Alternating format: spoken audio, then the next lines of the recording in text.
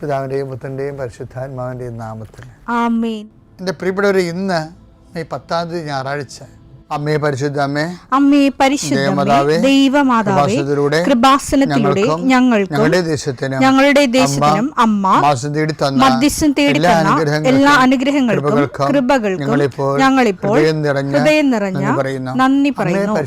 അമ്മേ പരിശുദ്ധമേ, ദൈവമാതാവേ, 2004 ഡിസംബർ 7 ഉച്ചകഴിഞ്ഞ് 2:30 കൃപാസനത്തിൽ സംഭവിച്ച അമ്മയുടെ പ്രത്യക്ഷപ്പെടലിനെ കുറിച്ച് തിരുസഭയ്ക്ക് സമർപ്പിച്ചിരിക്കുന്ന പഠനരേഖകളുടെ മേൽ സഭാത്മകമായ പഠനം ആരംഭിക്കുവാൻ ഞങ്ങൾ പ്രാർത്ഥിക്കുന്നു.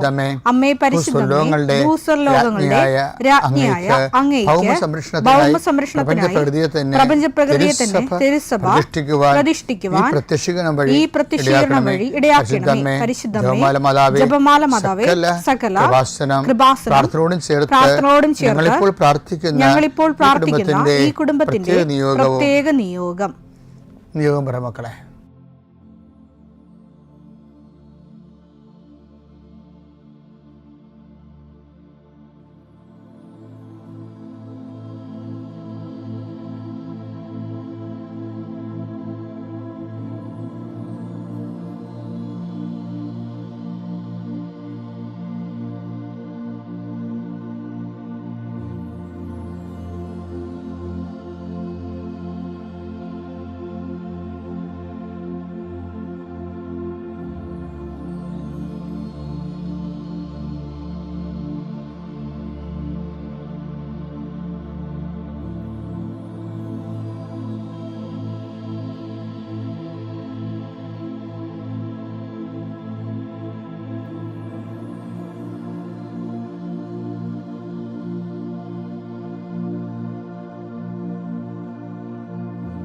അമ്മയുടെ പ്രത്യക്ഷീകരണത്തിന്റെ ഈ അനുഗ്രഹവേളയിൽ ഞങ്ങൾക്ക് സാധിച്ചു തരുവാൻ കനിയണമേ.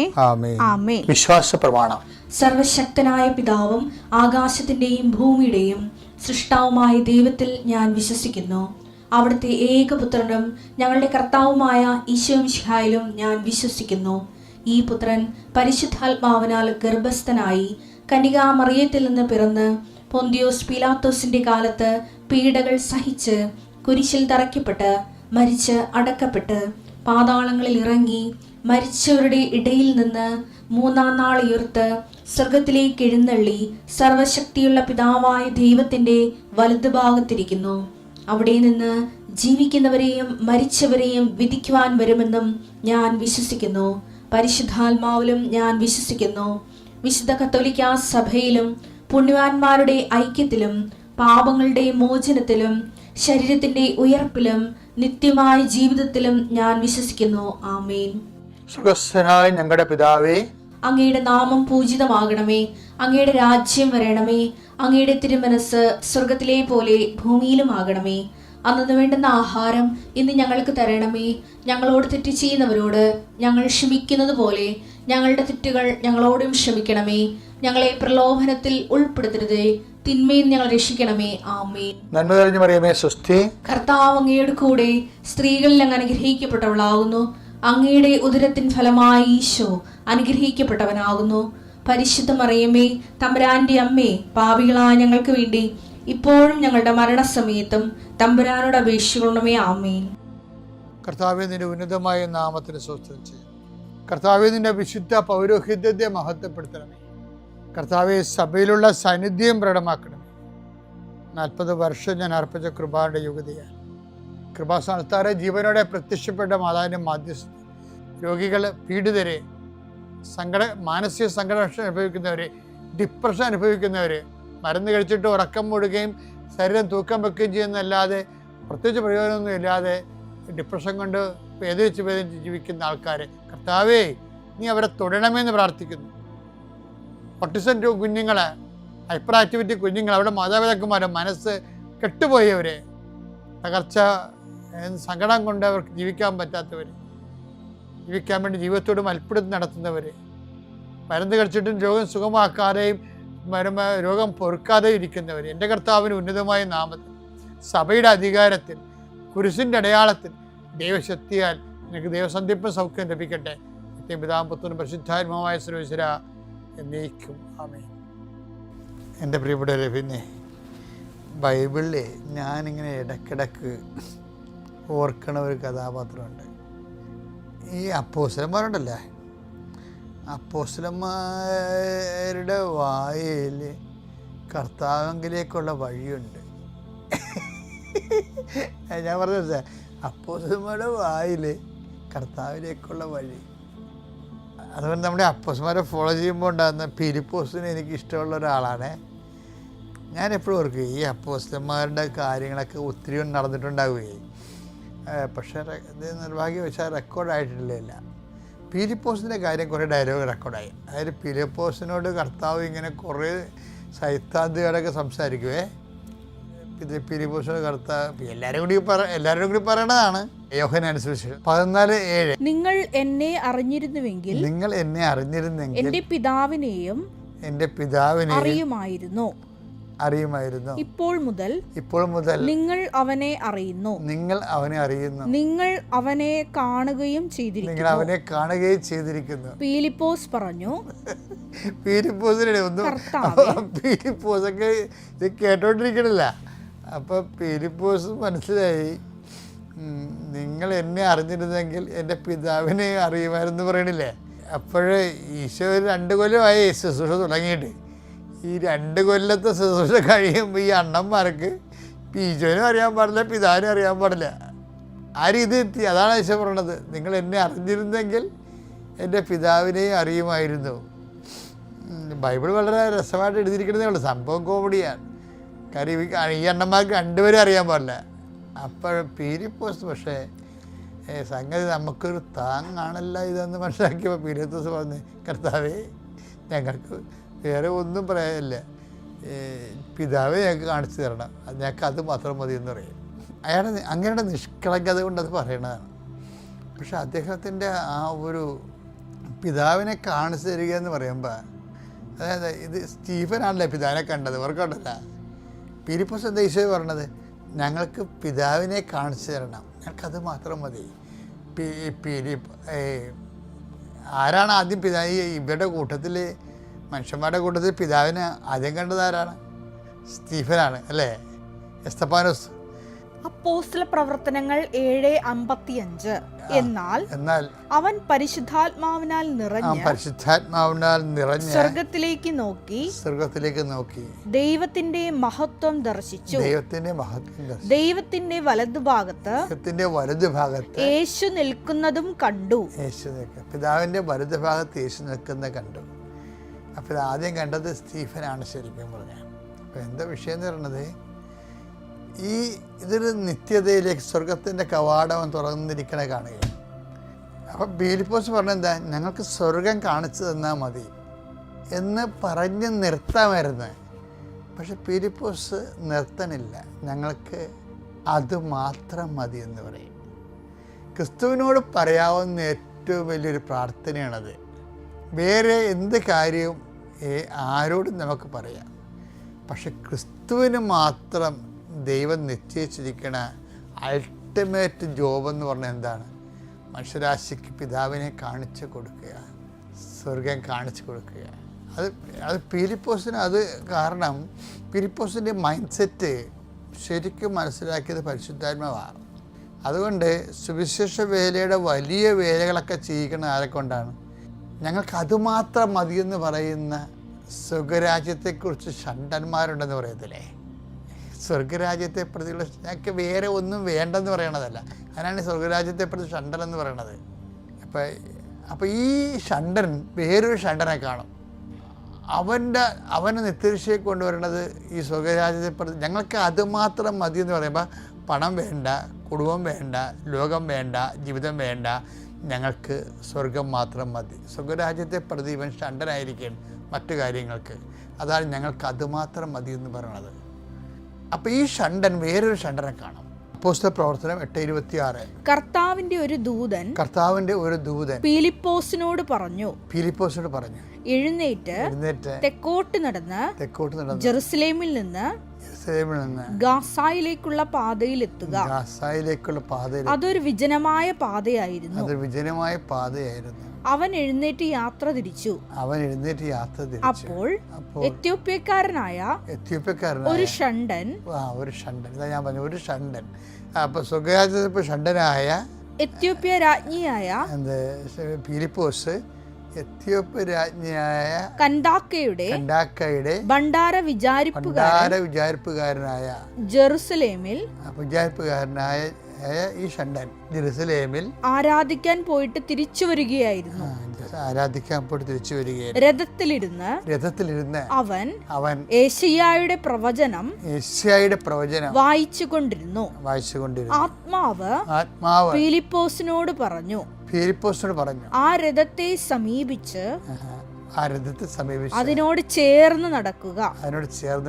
അതായത് എന്താ വിഷയം വെച്ചാൽ, ഈ എത്യോപ്യ രാജ്ഞിയുടെ ഫൈനാൻസ് മിനിസ്റ്ററാണ് ഇയാളെ ഷണ്ടർ എന്ന് പ്രത്യേകം പറയുന്നുണ്ട്. അതായത് ഷണ്ടർ എന്ന് പറയുന്നത് അന്ന് ഇത് വിഷയം എന്ന് വെച്ചാൽ, അന്ന് ഫൈനാൻസ് മിനിസ്റ്ററായ ഒരാളെടുത്തു കഴിഞ്ഞാൽ അയാളുടെ പ്രശ്നങ്ങൾ അന്നത്തെ രാജാക്കന്മാരും രാജ്ഞിമാരും ആരാണ് അധികാരത്തിലുള്ളവർ അവർ ഛേദിച്ച് കളയും. കാര്യം അവർക്ക് മക്കളുണ്ടാകാൻ പാടില്ല. മക്കളുണ്ടായാൽ അവർ ഫൈനാൻസിൽ കൈയിട്ട് വരും. അതാണ് പ്രശ്നം. അതുകൊണ്ടാണ് എത്യോപ്യക്കാരൻ ഷണ്ടർ എന്ന് പറയുന്നത്. ഫൈനാൻസ് മിനിസ്റ്റേഴ്സ് എല്ലാം ഈജിപ്തിൽ തുടങ്ങിയ ഒരു പാരമ്പര്യമാണിത്. അതായത് ഫൈനാൻസ് കൈകാര്യം ചെയ്യണമെങ്കിൽ കുടുംബം ഉണ്ടാകാൻ പാടില്ല, അവർക്ക് മക്കളുണ്ടാകാൻ പാടില്ല. അതിനുവേണ്ടി അവരുടെ പ്രശ്നങ്ങൾ അവർ ഛേദിച്ച് കളയും. അപ്പോൾ അതുകൊണ്ട് ഇപ്പം ഫിലിപ്പോസ് ഒരു ഷണ്ടനാണ്. എന്താണെന്ന് വെച്ച് കഴിഞ്ഞാൽ ഫിലിപ്പോസാണ് പറയണത്, ഞങ്ങൾക്ക് പിതാവിനെ കാണിച്ച് തന്നാൽ ഞങ്ങൾക്ക് തന്നാൽ മതി, ഞങ്ങൾക്ക് അത് മാത്രം മതി എന്ന് പറയും, വേറെ ഒന്നും വേണ്ടെന്ന് പറയും. അപ്പോൾ സ്വർഗ്ഗരാജ്യത്തെ പ്രതിയാണ് അയാൾ.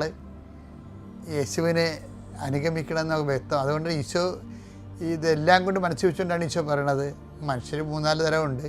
19:12 എന്തെന്നാൽ ഷണ്ടരായി ജനിക്കുന്നവരുണ്ട്, മനുഷ്യരാൽ ഷണ്ടരാക്കപ്പെടുന്നവരുണ്ട്. അങ്ങനെയാണ് കന്ദാക്കയുടെ ഈ ഫൈനാൻസ് മിനിസ്റ്റർ അങ്ങനെ മനുഷ്യരാൽ ഷണ്ടനാക്കിയ ആളാണ്. സ്വർഗ്ഗരാജ്യത്തെ പ്രതി തങ്ങളെ തന്നെ ഷണ്ടരാക്കുന്നവരുണ്ട്. അതാണ് ഞങ്ങൾക്ക് അത് മാത്രം മതി ഫിലിപ്പോസ് പറയണില്ലേ.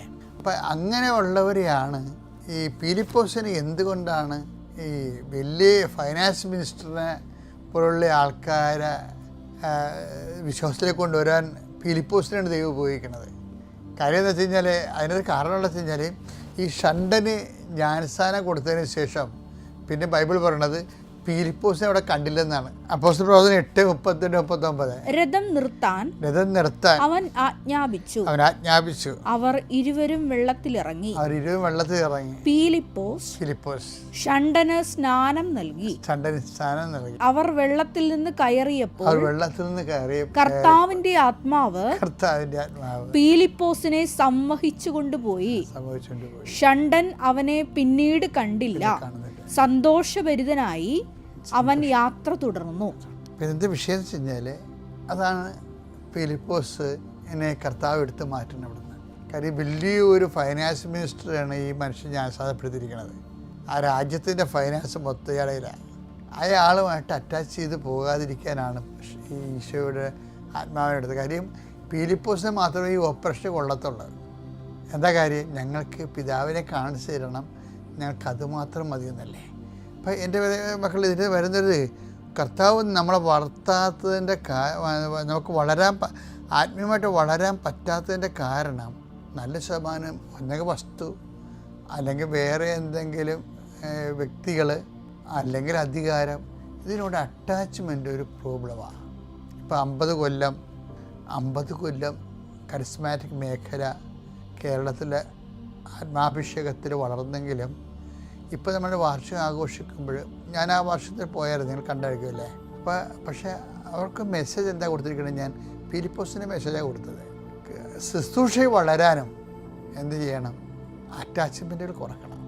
അറ്റാച്ച്മെൻറ്റ് ഇപ്പോൾ ഈ ഒരു ചേമ്പലപ്പുറത്ത് വെള്ളം കിടക്കുമ്പോൾ വെള്ളം കിടക്കുകയും ഇപ്പോൾ നമുക്ക് പണമില്ലാതെ വില നടക്കുക, ചിലൊക്കെ സ്വാധീനം കൊണ്ട് നടക്കും.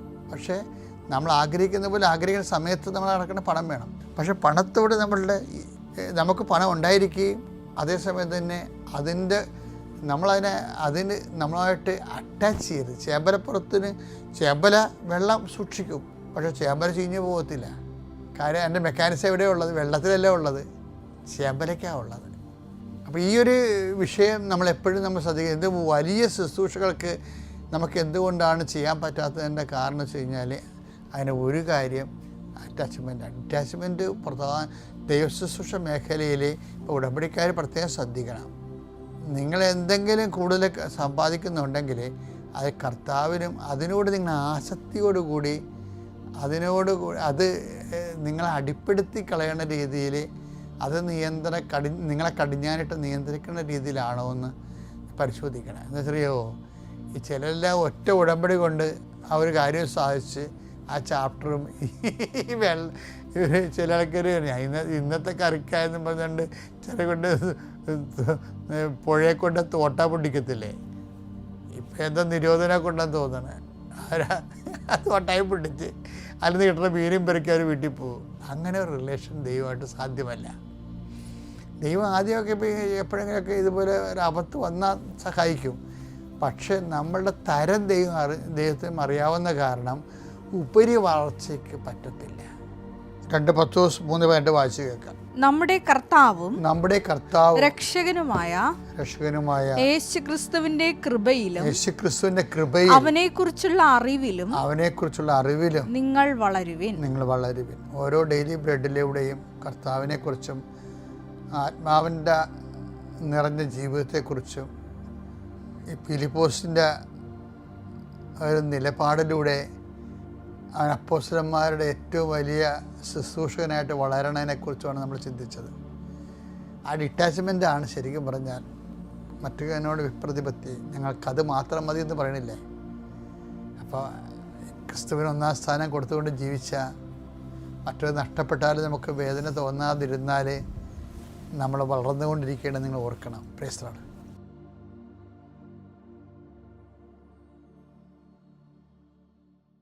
അത്യപൂർവ ദൈവാനുഭവങ്ങൾ ഇനി നിങ്ങൾക്കും സ്വന്തം. ഈ യൂട്യൂബ് ചാനൽ ഇതുവരെ സബ്സ്ക്രൈബ് ചെയ്തിട്ടില്ലെങ്കിൽ ഇപ്പോൾ തന്നെ സബ്സ്ക്രൈബ് ചെയ്യുക. ഈ വീഡിയോ ഇപ്പോൾ തന്നെ നിങ്ങളുടെ സുഹൃത്തുക്കൾക്ക് ഷെയർ ചെയ്തുകൊണ്ട് കർത്താവിൻ്റെ പ്രേക്ഷിതരാകുക.